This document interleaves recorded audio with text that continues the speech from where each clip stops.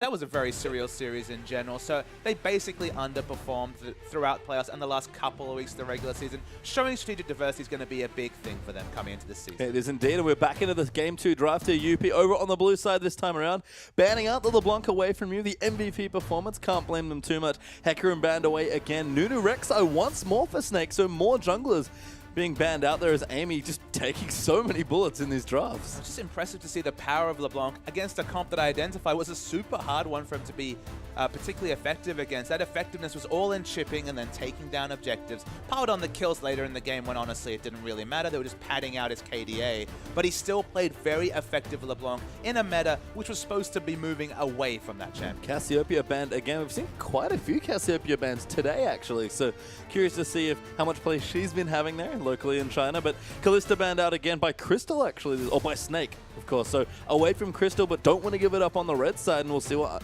Unlimited Potential want to take away here. So the big factor with the Cassiopeia bans, you'll remember, there's actually been a lot of Azir bans coming through. And it's one of those situations where Azir versus Cassio is really the only skill matchup between those two champions.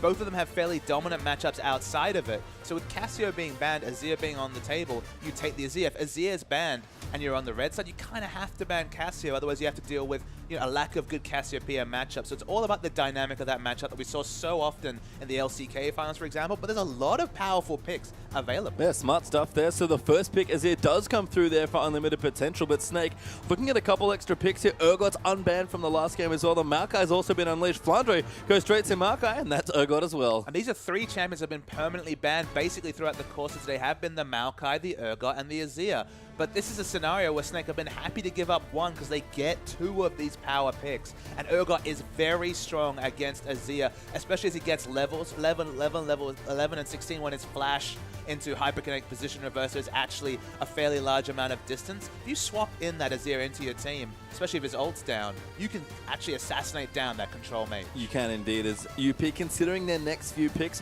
I like the Sivir Hover here. I think she's one of the better matchups against Urgot. It's at least neutral as far as I'm concerned, but Gragas Sivir, perfectly good picks here. I mean, Alistar Sivir actually was the common lane matchup that we saw. A bit of sustain coming through from the Alistar, kill potential, depending on how things go. We might see Alistar stolen away by Ella in this particular game. But Sivir, as you mentioned, she can negate either the hyperkinetic position reversal, the R if you're really on point, but normally it's just, you negate the Noxian corrosive charge and just ensure that no lock-on comes for the burst. Yeah, Sivir is, I think, surprisingly tanky just because of how much resilience she has in the kit. She's squishy if you get onto her, but her well-timed spell shield dodges so much damage that Sivir does play sometimes like Urgot as far as tankiness go. But Nidalee picked up there. You have to think that's for Beast, and Alistar is going to be the pickup for Ella. Nidalee jungle being locked in by Beast before, even though we've had Cacao, Spirit, and even Amy in this game, Beast being the first jungle Nidalee would be a super surprise. I mean, he did play it quite a bit in the later stages of the season, but you're right, it's not Spirit, it's not Cacao. Even Dandy probably had more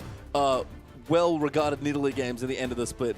Beast did start to diversify. This is one of the champions he played, but a statement you have to think in Game 2 to be like, you know what, might be low on damage with the Urgot, so I'm going to go carry mode. We're waiting to see what the last couple of picks come in. Now it's being moused over. It's a good aim match as well, but wow, a very late change coming through. Lane Jarvan, a Flandre special, smattered it through the previous split. It's actually locked in. Yeah, Jarvan, Nautilus actually the two picks there. So Limited Potential, probably looking for a bit of engage there, especially those last two picks. That is a lot of targeted engage. In general, they're trying to engage on their own terms. They want to go deep with specifically the Nautilus, the Jarvan, and to some degree the Gragas, and then have the control mage in the backline in terms of the Azir with consistent damage. It's not a hyper carry being protected. I think it's a bit of a scattered lineup coming through. The Jarvan especially is a super surprising pick. Yu has his choice of champions in the mid lane. Kassadin's probably the most prototypical matchup against Azir. It's not the best Kassadin matchup, but it's pretty good for Kassadin. Yeah, you can start to, at least get on top of him through Emperor's Divide, so that is going to be the pick away here. Yu has a lot of Kassadin games classically. That's another nice element that he brings to this team, because I believe both Flandre and Yu can play that champion. And in general in this matchup, of course, you can use the Riftwalk to get over the Emperor's Divide. It's one of the unique gap closers that actually counts as a projectile pop, so you're able to get over that impenetrable shield for the likes of LeBlanc, for example.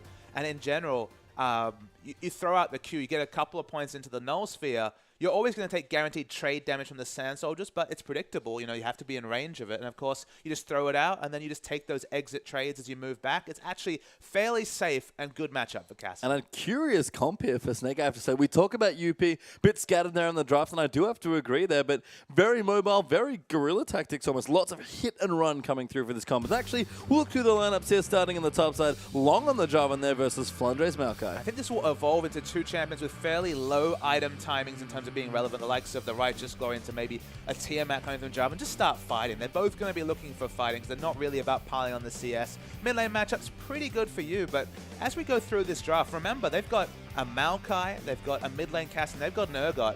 Wave clear was good for them last game. It's kind of gone now. Yeah, you can see the last two supports as well. Big tanky ones as well with some good engage tools between the Nautilus and the Alistar. But yeah, Snake's lineup is very tanky, and if they play their team fights right, they'll just run circles around unlimited potential. Well, that's the difference. We saw a game where they needed to rotate to win. Now they have a game where they need to team fight to win, because left to their own device, it's going to be a role reversal. You feel like the wave clear advantage and the pushing is squarely in the advantage of unlimited potential. I mean, and we'll see if they can translate that. They had a couple struggles there in the first game, but potentially looking very strong here in the second one. And that's the thing. If they can win from rotations and then just go back to that team fight style and style up on UP, that's already a big thing to throw down in the first series of the season for Snake. It is, and we'll see what has to happen here as Snake. They're going to get straight into their second game against Unlimited Potential.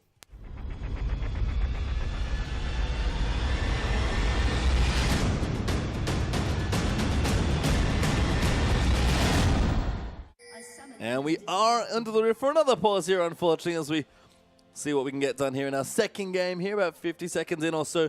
Not too many wards scattered across the map, so very early days there for level 1, but I like that you mentioned the team comps for me. 2 games in a row here for Snake and Crystal, not a hyper carry insight. It's 2 games, no hyper carry, I agree. I mean, in general, I feel like Unlimited Potential have that pushing advantage. It's just, the thing about Azir is that he does a lot of damage if fights are played on his terms, and if there's a clear identity to a fight. So for example, we go back to EDG versus SKT in the finals of MSI. They ran that famous comp with Jinx, Nunu, Azir. You've got a hyper carry fighting behind potentially the Emperor's Divide, all the Sand Soldiers, Absolute Zero. How are you ever going to get to the Jinx? She puts out massive damage from range. Excellent team composition.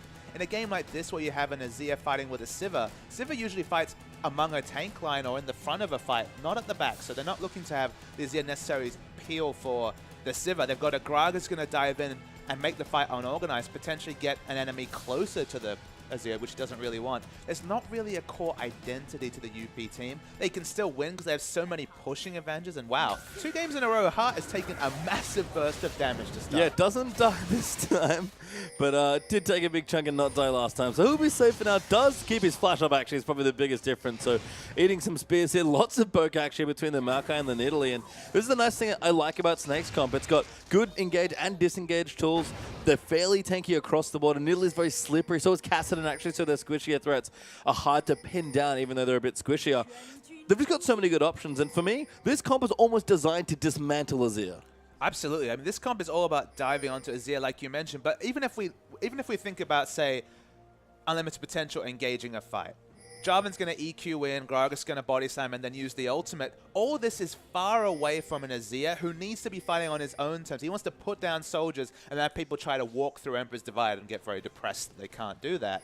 When everyone's diving to initiate, you just feel there's going to be situations where Jarvan's going to be a screen away from the Azir. Azir's going to be able to do nothing. Unless Azir goes for like a second item Zhonya's and goes dive frenzy himself, then he's going to be punished by all the lockdown from the likes of Urgot, Alistar, and Maokai. How does UP teamfight with this comp? Maybe that's just the point. Maybe they don't. Maybe they just out-rotate the Snake lineup. But Snake have built for teamfights. They're not going to be interested in the hijinks they pulled last game when it comes to rotations. They're just going to be looking to fight all the time. Yeah, we can see UP actually getting an invade down. They'll take away a couple of camps here on the right-hand side of the map. So going to get the blue. Long's actually going to take away most of the wolves, and the Gromp's now going to go down as well. Beast, of course, will match this on his side, so we'll jungle vertically because we actually have had a lane swap here. And I think when we first started to see the matchup, this was a surprising thing to us, but all of a sudden the Urgot lane swap feels very standard. It's a red side lane swap, so that's Alistar Urgot opting out of the 2v2, which is a surprise to a lot of viewers. If you watched MSI, we didn't see this a lot. Def didn't play a lot of Urgot, and in general, the Korean teams weren't lane swapping Urgot. I actually like the lane swap just because Urgot level 1, 2, pre-tier in general. You can basically take advantage of the fact that he doesn't have any ranged wave push, especially compared to the likes of Siva, who can mow down waves from level 2 onwards. You can take advantage of the fact that if you get his mana pull down, he can't even harass. So picking up extra levels, getting towards a tier, maybe even a completed mana moon, then opting into a 2v2 is what you want to do as Urgot, but you do end up in these awkward situations where Urgot's freezing and Siva's not. Yeah, I mean, Siva's fast pushing here, so I'll be interested to see how quickly they can get the turret down. We saw this from Crystal in Game 1 as well on the Siva that he played there, managing to push it down as we move to the mid side. Again, a fairly even matchup with maybe a slight edge here for Azir, but you going to try and navigate as best you can, actually slightly ahead in CS, but I guess it's important to note, Azir maybe not what they wanted as far as comp goes, because you're right, it's a bit awkward to fight with, but mid lane substitution here for unlimited potential, maybe just going to give Jiayang a comfort pick. Yeah, and look, there's not a lot of bad matchups available for Azir. It's probably the worst of all of them. Heart aggressively Good flash there from Heart, but that's going to force the flash out from you. Hook does not land, of course, but good aggression so far, and you feeling a bit more pressure this time around. They need to take the dragon. I thought they were just going to go for a dragon right now. They should opt into taking a dragon, because remember, the bot lane's up top here. Urgot's not going to be able to be a factor. Maokai's going to be looking to wave clear. Siva can control whether they push in the wave. It felt like instead of going for that gank in mid, it would have been a free dragon. Now that Beast is rotated, they're backing away, and that was definitely a window where with super tanky champions, Gragas has great sustain and single target damage once he gets the Drunken Rage onto that dragon. Nautilus can take multiple shots, just pop that Titan's Wrath shield. It should have been a free dragon. It's been denied by smart little moves from Snake. It was an excellent ward by Flandre as well, as he kind of came through, kind of knowing after the 4-man gank they're probably going to go for dragon. Gives enough vision there so they can stop that Beast. Actually joins you in the mid lane ever so briefly just to heal him up. And we've got Roam now from Ella coming through on the Alistar, potentially looking for a gank as well. And Jarvan's walking top. You can see that lane is pushed in. It's been expertly pruned by Crystal.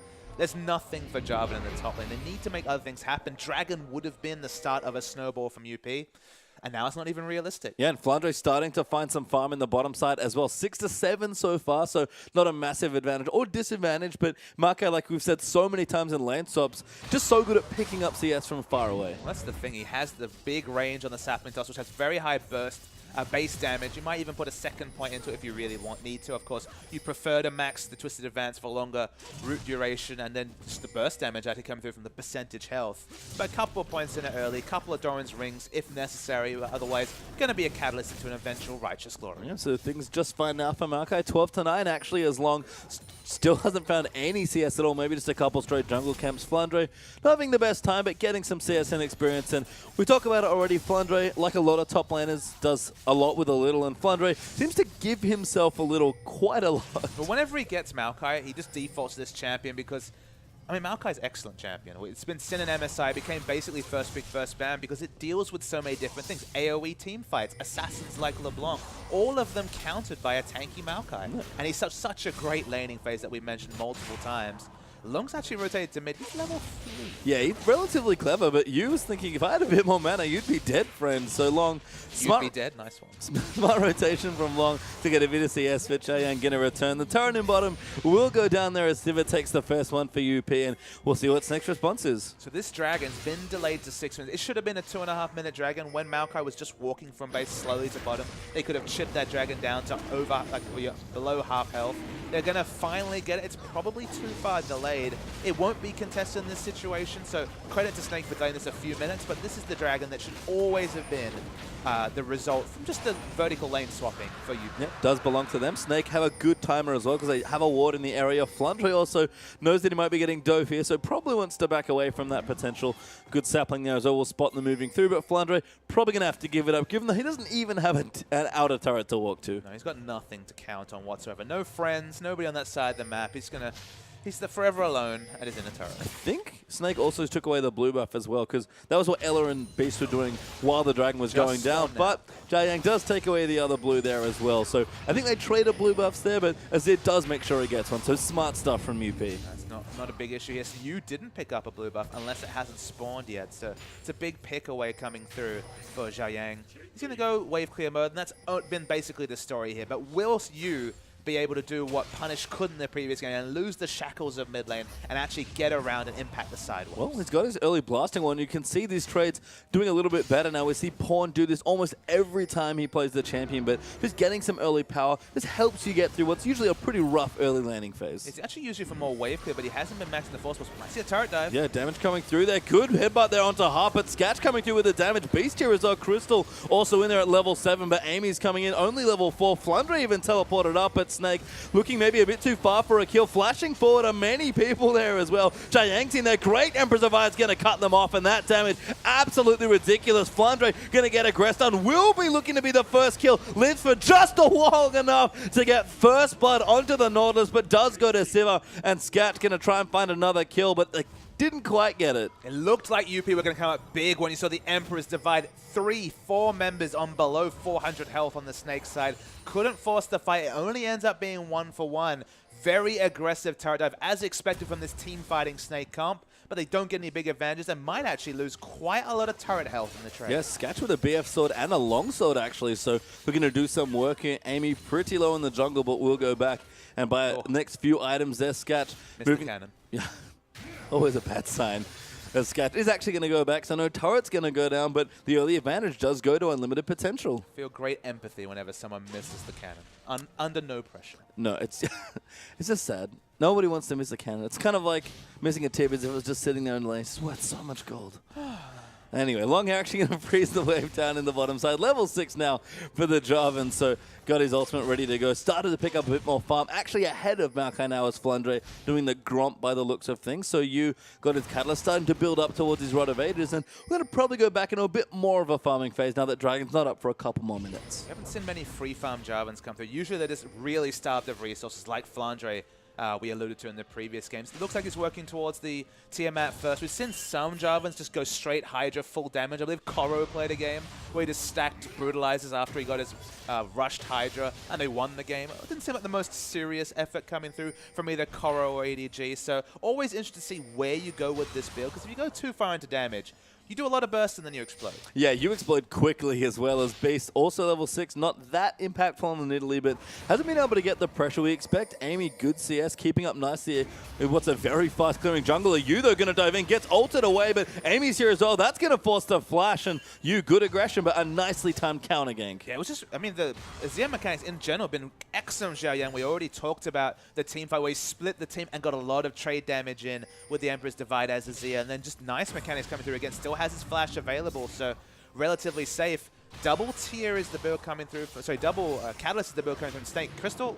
He's dead, yeah. Sketch picks him up there, Heart with a gank, and that's too far forward there for Crystal. He didn't have any support with Ella, just hiding in a bush. These new champions, well, the Sivir looked good. They got a bit shaky. Yep, maybe hasn't quite mastered the Urgot yet as Crystal's UP going to push down a turret now as well. Snake, this is where it all starts to go wrong. They start falling behind in the early game, and as good as your late game team fighting might be if you're too far behind, kind of like we saw in the last game, there's just not a whole lot left you can do. And you go back to the double Catalyst tier builds, you know, stacking is definitely the order of the business. Despite the fact they have a team fighting team, they're opting into these stacking items. That's the difference between the likes of, say, the Cassian and the Jarvan, is that Jarvan's going for immediate power. That burst damage will be massive in the early phase when you finish the Tiamat. And just opt into as many objectives as possible early, and just hope for the fact that when the 10-stack Rod of Ages, when the Muramana are completed, this game might actually have already snowballed away from Snake. Yeah, Beast looking for Magus as well, so also going to get some more damage in. Snake, I guess the other thing they can look to do is siege under turrets quite nicely. They can dive well, and of course Nidalee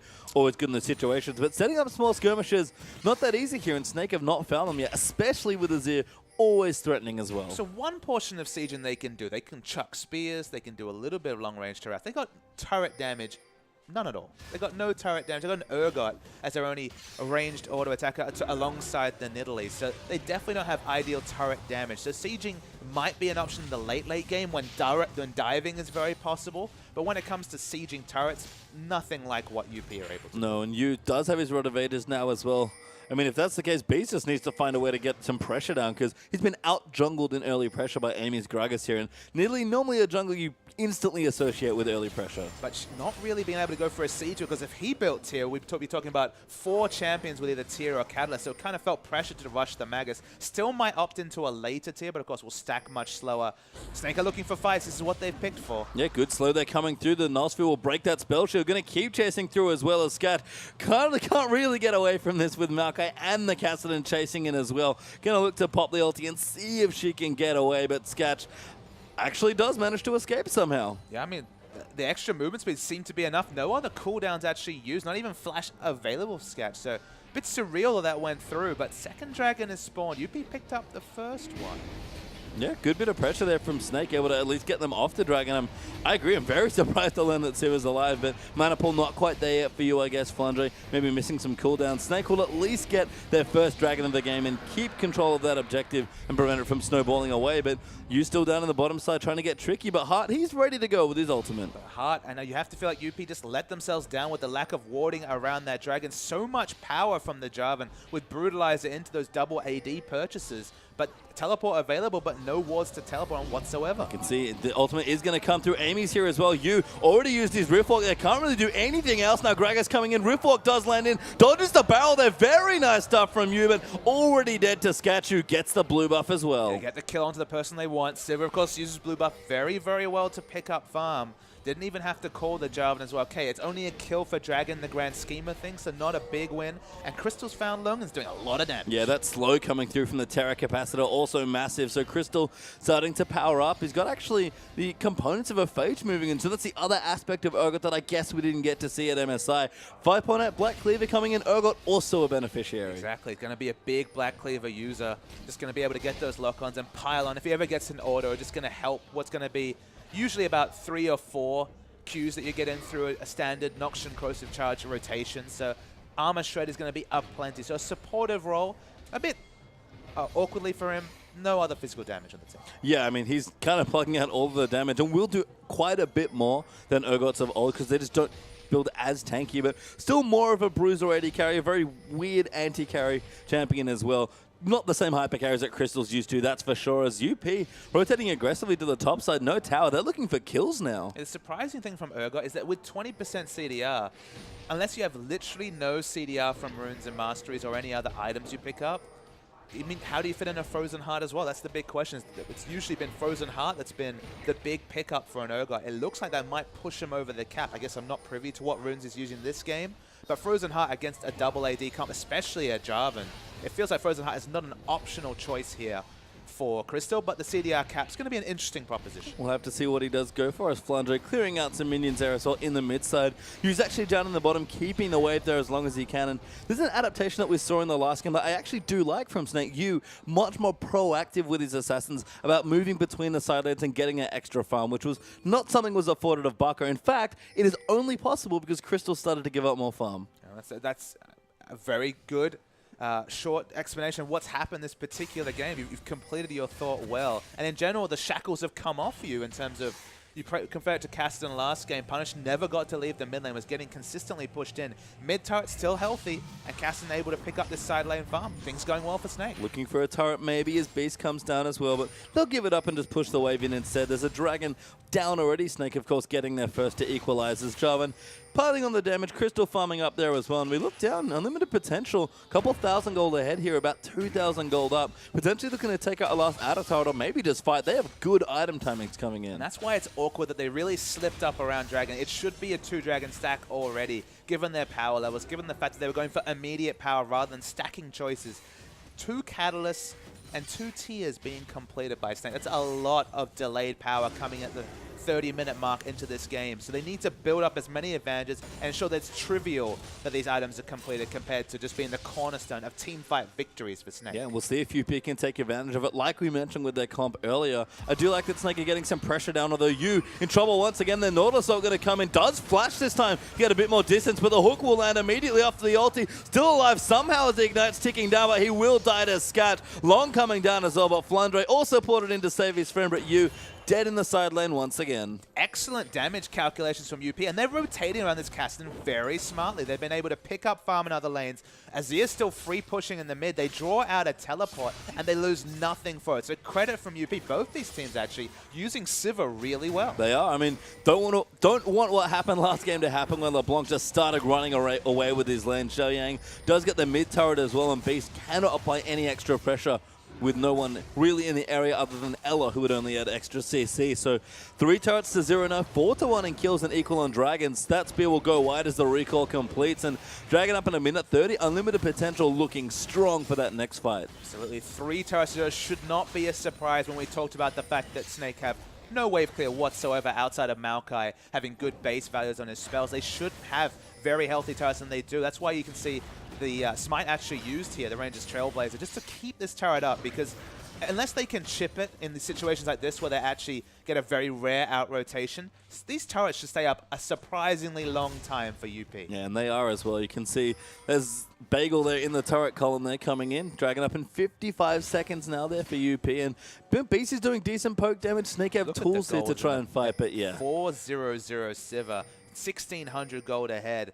The Black Cleaver means probably no Brutalizer, so 40% CDR without runes is very possible with the Frozen Heart. Still probably going to be the pickup coming through. Still new and trying to work out how the Black Cleaver works, but no Brutalizer is a bit sad times for an Urban. No, and Crystal pretty solid here as far as fighting potential goes as well, so feels relatively comfortable, I guess, versus Sivir, but Infinity Edge Zeal Berserker Greaves here for Sketch. He is really ready to fight with the rest of his team. Even Xiaoyang has his Nidalee Lardrod plus the Athenes. I don't think Snake can afford to contest for this Dragon. I mean, the only person they have to play around is Lung, because he's all damage. So if they can get ward supremacy here and then just have the Cataclysm engaged, it's going to do 500-600 damage between the EQ and the Cataclysm. But of course, in a longer fight, it's going to need dive buddies. They found you again. They're going in. One more ulti. Heart's going to follow in. Jarvan's in there as well, and you get CC'd for days as Scat gets his 5th kill of the game. Not very apt in competitive play often, but he was dunked. He was dunked there. I mean, I like the Nautilus pick here specifically. I mean, maybe that's why they want the Jarvan as well. We talked about their last 2 picks being a massive CC train, and they're using it to pick on this Kassadin with great efficiency. And that Zhonya's can't come any faster, but it is quite far away. As Flandre will get a turret trade, but UP already got the tier 2 in the bottom lane. The turret trade should be a misnomer. It should be a kill, turret trade, and a dragon coming through. Don't really see any way for Snake to compete. They had smart vision previously. They actually have 2 aggressive vision is on the enemy red buff. They need vision around the dragon. No such luck. And it's an easy dragon for UP. Yeah, and Xiaoyang able to stay in the mid lane there as well. Just doesn't have to leave. Keeps farming up Beast. This will be a crucial steal if he can get it. But the rest of the team are coming in there from a limited potential. They want to take it away. Beast trying to get the buff. Going to have to give it up. They used the smite a little too early. And Azir's even going to get that as well. And Hart was super smart. You saw what he did is he hooked onto the buff, then was smart enough to just all walk in front of it to eat the spear if it came through, just to ensure that it stayed up. Azir gets the transfer, and nothing big to show for Snake. No, you can see Sivir and Nautilus aggressive in the enemy jungle. Amy's there as well. This looks very similar to our game 1 here, except it's unlimited potential doing it to Snake. Heart will get aggressed on, but it's fairly tanky on the Nautilus. Will take good poke damage, but Flandre and Beast, they can't do enough here, and Flandre might just be dead now. Ulti there for Gragas. Wombo there coming in for Jarvan as well, and Beast gets a heal, pops back out into Cougar form. Sketch wants his 6th kill of the game, doesn't get it though as Amy picks it up. Crystal does get a turret, but Xiaoyang's even pressuring tier 2s. They got half of the mid turret. Sivir's pushing into top. The trades are not looking good whatsoever from Snake. And this is the UP that really was opened up. Their team fight, certainly not there. Their team fight, wonderful from Snake. But teams too often do this, where they just go all in on these strong fighting champions, on these strong lane matchups, and then realize their comp together just doesn't really do much. No, and I mean, you've been trying to find farmers, constantly been ganked by the Nautilus and Sivir. Sketch even going to take away some Raptors here as well. Longs Jarvan, it's funny that you mentioned it in the last game where Flandre walked around with nothing but kind of being an ult bot here, and Long, has gotten some farm, he's got some CS there as well, but he's effectively there for the same purpose. He's gone the Korra route, where it's going to be an ult bot, do massive burst damage, 1.5 AD scaling coming through on the Cataclysm. Of course, if you hit the EQ, you got Armor Shred coming through from the Q, so you're just doing massive burst damage in this situation, and honestly, he has tank friends when it comes to the likes of Nautilus and Gragas to just go for the burst. If you get that, if you get specifically the ward advantage, you cannot face check the burst damage of this Jarvan. No, we've already seen the CC and burst that Long's been able to do. Locket completed now as well for Amy. Long's gone back. He's got a Hydra already done and an extra pickaxe plus a Brutalizer completed there as well. Fan and Dance are done there for Scat. It's an embarrassment of riches for Unlimited Potential. Embarrassment of riches is right, and you feel like Crystal understands his team needs more damage, but that delays his Frozen Heart, specifically the Glacial Shroud. He's usually, Urgot's one of the unique champions that can deal with a full AD Jarvan because he just so easily and so optimally itemizes into a Frozen Heart with that 90+ armor. That armor's coming much later. Yeah, I mean, Flondo is trying, but he is, again, starved of resources this game, not like the Aurelia game, and going to struggle to really get those big ticket items. Building up his Frozen Heart, does have a Righteous Glory already, but this is how Snake has lost so many of their games in the last season. Fall behind early, looked at teamfight, and by then it's just too late. And again, we saw it in Game 1. It's an apt comparison. It's funny how today's had so many echoes of either last season or the start of last split or finals or MSI, but that's just how long league formats work, is we have a lot of things to draw from. But if you compare this to Game 1, it's again one of those situations where, yep, Snake's got a pretty sick teamfight comp, but this is the reason why you don't see a lot of cast in, say, for example, Korea, which is really about the rotational play to a fault sometimes, is that if anything ever goes wrong, you don't have any wave clear on the team, so you just lose a million objectives from every kill. That's the big kind of issue that Snake feel here, is that from this point onwards, if they lose a team fight, they're basically going to lose all of their base. Yeah, I mean, you can see the pushing pressure already, the pick potential. We haven't even had a full-on team fight, not even a 3v or a 4v4 around a big objective here. It's just been couple of picks there onto you, some solid rotational play coming up from UP, and it's just worked out wonderfully so far. Zhao Yang, the substitute, the starting mid lane, I believe, rejoining them for this game on the Azir. We said the comp mesh is a little weird, but everything's worked out wonderfully, and that's a Luden's echo on Azir. You can imagine the comms coming through from Snake. They looked at the lane matchups like, all right, got a good lane matchup in mid, top's fine. We've got Nidalee for jungle pressure. All those individual parts are fine, but the things that teams don't realize is that when you don't have the wave clear, you get into these situations where you can just, when you pick a team fight, can't be like, I want to start a fight. They don't have a lot of ranged initiation, so they're thinking, okay, we'll fight around objectives. But if you're losing your turrets early, if they're pushing in the wave clear, you never have counter wave clear options, so your waves are always pushed, you're never going to have wards to actually take these fights around Dragon or Baron. So by the time you're looking to opt into fights, you would have lost 3 dragons, your turrets, your red buffs, your blue buffs are all gone. Then it doesn't matter how good you are at team fighting. If the enemy team has any semblance of team fighting themselves, they'll still beat you from sheer gold. So unfortunately, it's why the likes of Fizz and Cassin just aren't popular in most regions. You need the Sivir or multiple minion wave pushing options to deal with them. Even the Gragas for a bit of ranged pushing, they've got none of it, and they're just getting out-rotated. Yeah, you can see 6-2 in turrets is a massive score. It's almost the same as the kill score here as well, 6-1. Dragon back up in about 45 seconds. Baron even a potential here as well at the 25-minute mark here. And Unlimited Potential, so much to work with here in this particular game. Scat just mowing down minion waves, somehow behind Crystal and CS by 50, which I only just noticed. Crystal actually has a lot of items here and will do decent damage, but I don't know if Snake have the tools to find that team fight, because they have, they have the tools to win it once they get there, but like you said already, the actual engagement part's kind of tricky. I mean, they have good items on Callisto, onto Crystal. He's basically onto Callisto, let's be real. He really wishes he was playing Callisto, but they don't really have the items on the other members. They're 5,000 gold down. There is a team fight they win, but it's not guaranteed, and with the vision disadvantage they have, it's just very hard to engineer that fight.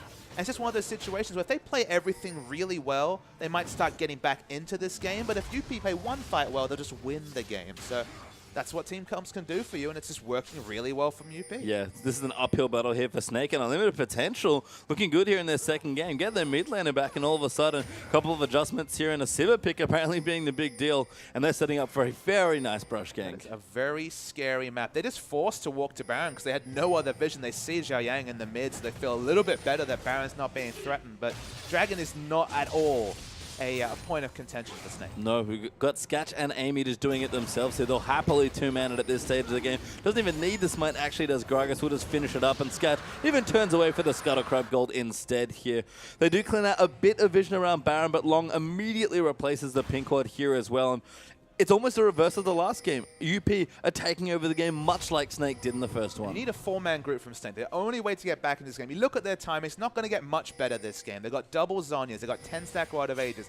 Crystal's got literally his core. He's done in terms of items. Frozen Heart will probably come in next. They need to go 4-man as a group. And the reason why I say that is they need to get the wards down to be able to take the fight. They're finally itemized to at least be competitive in a fight, even with the gold disadvantage. If they don't go as a 4-man group, if one person ever falls down, they won't get the 5-man team fight they're looking for. And obviously Maokai not really needed to group at this point, but yeah, get the wards down specifically around Baron, because if the Baron ever goes down, Baron minions plus the lack of wave clear, game's over. Yeah, I mean, there are so many things here for Snake where they can go wrong here, and UP have just built themselves so much of a lead that, you know what, even if they make a couple of mistakes, Snake win a team fight or two, that's probably not enough to get them back into it. So the gold lead, it's actually dipped a little bit, I think, for UP. It's about 5,000 between the two teams now, but they're going to go back. They've spent quite a bit of gold already. Long's actually done stupid damage now with the last Whisper joined in for his item build as well, going for that Koro build that you described, and Snake will see if they can find a fight, because if not, UP are just going to walk all over them. Jarvan split away. Jarvan kind of wants to group more than Maokai, for example, because he needs a bit of setup. He needs to hit all his spells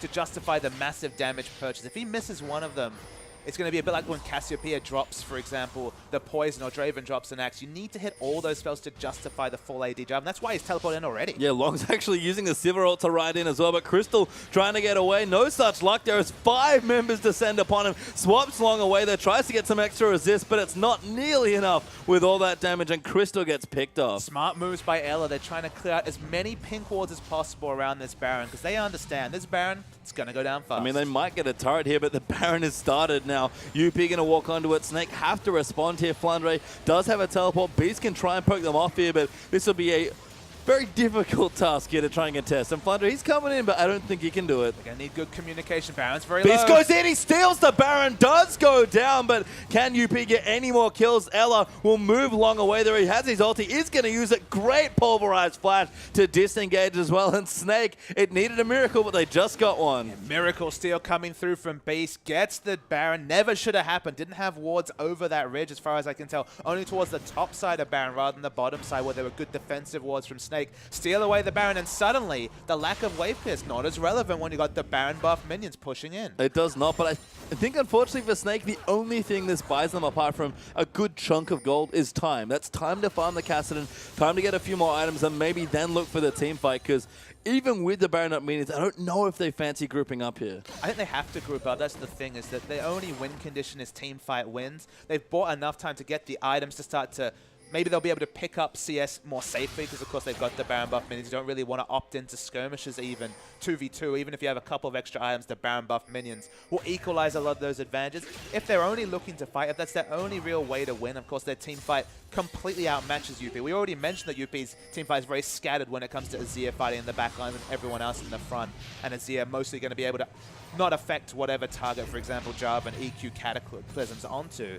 Given that reality, teamfight wins are still a possibility from Snake if this 5k gold lead gets smaller or stays the same in 10-15 minutes time. So time, it's the one resource Snake had no control over extending because they had no ability to take Baron or Dragon. They finally bought themselves time to actually just start to get those item timings. Well, they seem to be sticking pretty close together as Ela and Crystal, I believe, are pushing something out. Long actually going to get aggressed on. Good knock-up there, kind of stops Snake, but Crystal flash swap. They're going to try and kill the Jarvan. They need a kill here, and they get it. Flandre going to get all the gold. Yeah, I mean, it's full AD Jarvan. He dies very, very fast. He only goes back and buys more AD with more armor penetration coming through from the Yomu's Ghostblade. Sketch tries to answer with a push, but this is Snake once again not losing any objectives and picking up free gold. Yep, free gold and time is perfect here for Snake. Even trades, they might be okay with it at this stage, but unlimited potential, staying on the aggression. I like this choice. Good setup there for Azir. The ulti gets popped by Sivir. Ela getting aggressed on, but you trying to disengage away, getting chased, I believe, by the Sivir. But you can see the pings. They're on to Sketch. They want the kill, but Flandre, he can't find it. Amy might ult him back in. Emperor's Divide actually saves him, and Ela dives into the backline onto Xiaoyang. He's got the ulti ticking away at Crystal. Now gets ulted in. Nautilus ulting there as well. Still somehow alive, takes out Xiaoyang. Hart now getting aggressed on as Beast chasing away the other carry. Amy gets a kill, but Hart's getting aggressed on now as well. Nidalee somehow kills Sivir, and Snake, they've won a team, but they had no business winning. But Pastry Time, it was an easy team fight to win. It's 4v5 the whole time. Why are they so far aggressive? Look, they started that fight with Jarvan still 10-second death time. You think, okay, he's got teleport. It doesn't even have teleport. Why are they on the enemy side of the jungle just looking to be lambs to the slaughter? They almost all die. 4 kills come through. for one, but it's a huge misposition by UP. Yeah, I mean, you're right that Snake did have business winning, but getting to that spot is something that shouldn't have happened, and UP may have just let the game slip away from one little Baron steal. Even a Dragon going to come down now as well, going to stop the potential fourth from Unlimited Potential. They might be able to get there in 20 seconds, but Snake didn't have many options to get back into this game, but found the one way, and that team fighting's still as solid as ever. I mean, no mistake, the Baron steal is what changed this game, but then you just give a rookie squad time to make mistakes, and it's a massive mistake. Jarvan is 15 seconds away from coming in. Look, this is UP engaging. They were aggressive. Sketch had chased up this mid lane just to fight the Kassadin, despite the fact they were 4v5, and eventually he's chased out of the fight. And even though Crystal falls low, he's doing so much damage, got the very short cooldowns on his abilities. He will fall eventually, but it's still 5v4. They eventually chase down Sivir, and it's an unorganized fight against a Kassadin who's able to get all these Rift Walks in, consistent CC coming through. This was an unforced error for you tennis fans out there. They did not need to be this far up the map. They chose to be, and they got punished. They really did, though. I think a 4-4-1 trade in the end. Gonna lose that... No, didn't lose the Dragon. Unlimited Potential actually got back in time to get it. So a very tense game we have now. 1,500 gold ahead only for Unlimited Potential after what was a good-looking snowball. But that 5th Dragon gonna be looming every 5 minutes from now. And this is... Snake is in the position, ironically, of being the seasoned veterans that are looking for the misplays from their upstart youthful enemies. And that's, you know, hilarious given they just came into the split last season in much the same situation. We always expected the things to change for Snake and they'd be the ones to make the mistakes, but now they're preying upon the mistakes from UP. The shot calling was very poor in that situation. Should have just been get the hell out. You don't need to be fighting there. There was no objective even to fight over. Baron was already down. Dragons on the other side of the map, they were fighting for, I don't know, and they just died. So it's a big mistake. The gold lead's now down to 2,000 gold. The team fight is already excellent from Snake. Their tails are going to be up after picking up the Baron. They've got one win condition here, the 5th Dragon, which is still very much alive, but team fights are a very scary place for UP to opt into. And you can see they're dodging as much as they can. They're just moving Sivir around, taking what advantages they can find and trying to push out some of these waves. Not many objectives to fight over right now, but Baron is back up in a minute 30. Another blue buff still going to come through, and Yu is actually going for a death cap here, not the Athenes, so needs level 16, needs maybe a bit more gold here.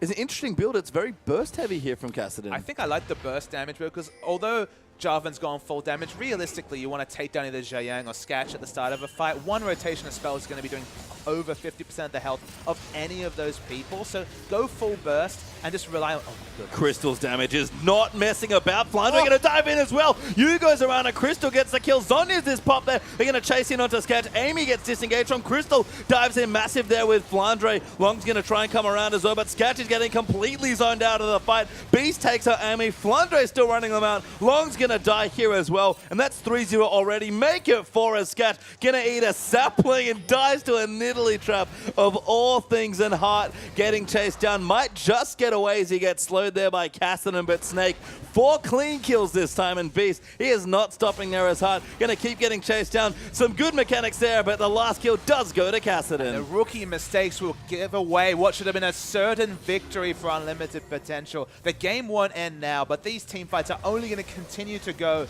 in the advantage of Snake with that new Black Cleaver, the Frozen Heart for 40% CDR, obviously itemized it in just fine. Crystal does disgusting damage, and they can't assassinate him. No, and that's a new thing about Urgot, I think, that part of the reason it's seen him banned. He has Black Cleaver back in business there. Xiang gets swapped in massively. Crystal just going to take him out himself. Yu, though, cleans up the kill instead, looking for another MVP, and that inhibitor's gone.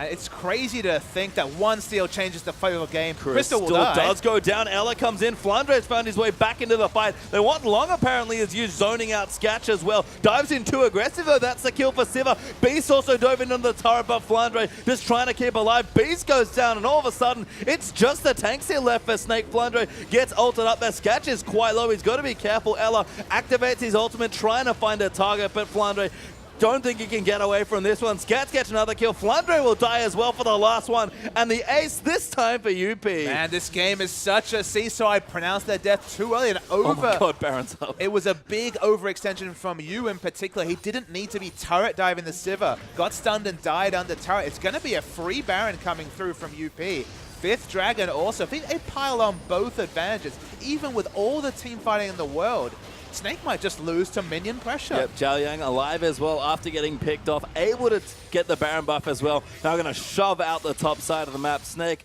got a couple waves pushing in the bottom side now after Azir cleans out the top wave, but a mistake after a Baron leads into a win, and Snake make a mistake, and they're the ones with the Baron now. In the last 10 minutes, both teams have had the win in the palm of their hands.